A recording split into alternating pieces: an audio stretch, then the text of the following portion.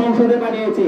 যে মানুষটি সব সময় নিজের চিন্তা না করে, নিজের সংসারের চিন্তা না করে সব সময় উনি জনগণের কথা চিন্তা করেন এবং মানুষের দুঃখ কষ্টে মানুষের পাশে থাকেন।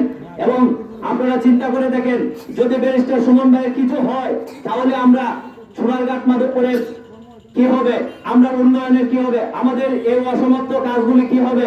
আমরা ব্যারিস্টার সুমন ভাইকে হারাতে চাই না। আমরা প্রশাসনের দৃষ্টি আকর্ষণ করতে চাই, আমরা সম্মান রেখে বলতে চাই যে আপনারা অচিরেই কুচক্রী মহলটাকে আপনারা চিহ্নিত করে আমাদের সামনে এনে আমরা দেখতে চাই যে কারা এই দুষ্কৃতী, যে আমাদের নেতাকে তারা হত্যা করতে চায়। আমি প্রশাসনের দৃষ্টি আকর্ষণ করব যে আপনারা দ্রুত তাদেরকে গ্রেফতার করে আইনের আওতায় নিয়ে এনে সর্বোচ্চ শাস্তি দিবেন। এবং এই পর্যায়ে সংক্ষিপ্ত বক্তব্য দেবেন সোনারঘাট উপজেলা ছাত্রলীগের প্রথম সহসভাপতি জনাব আশিকুর রহমান আশিক। সংক্ষিপ্ত বক্তব্য দেওয়ার জন্য অনুরোধ করলাম।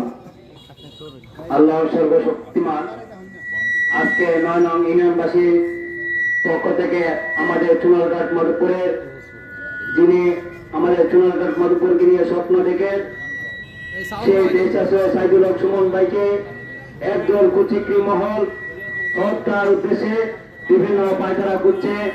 আমি প্রথমে ধন্যবাদ জানাতে চাই আজকে যারা এত কষ্ট করে ৯ নম্বর ইউনিয়নবাসী মানববন্ধন আয়োজন করেছেন এবং এখানে যারা আজকে উপস্থিত হয়েছেন তাদেরকে ধন্যবাদ জানাতে চাই। আসলে আমরা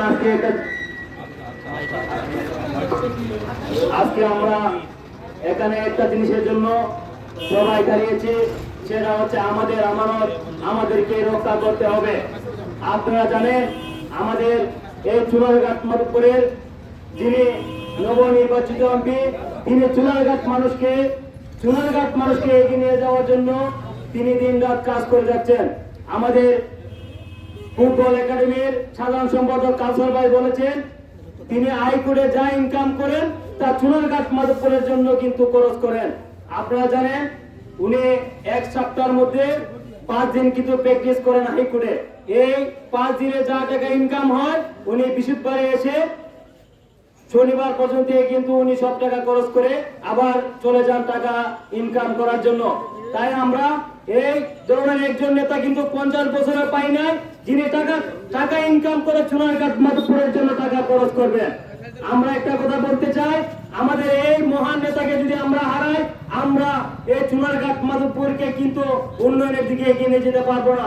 আপনারা এই 6 মাসে দেখতে পারতেছেন সোনারঘাট মাধবপুরে কি পরিমাণ উন্নয়ন হইতেছে, কিন্তু এই কিছু ধরনের কুচক্রী মহল সন্ত্রাস বাহিনী চায় সুমন ভাইকে যেন এরা বাঁচতে না চায়, এরা বাঁচতে দিবে না। কিন্তু আমরা চাই, আমরা সোনারঘাট মধুপুরের মানুষ, আমরা সবসময় সোনার কাছে সুমন ভাই যদি কোনো কিছু হয় আমরা কিন্তু আর ঘরে বসে থাকবো না। আমরা একটা কথা বলতে চাই, আমরা 50 বছরে যে নেতা পাই নাই, আমরা এই 6 মাসে আমরা এই ধরনের নেতা পেয়েছি। আমরা এই ধরনের নেতা হারাতে চাই না, আমরা এই ধরনের নেতা হারাতে দেব না। আমরা এইটাই প্রমাণ করে আজকে 9 নম্বর ইউনিয়নের প্রত্যেকটা জনগণ স্বতঃস্ফূর্তভাবে আজকে এই মানববন্ধনে অংশগ্রহণ করেছে।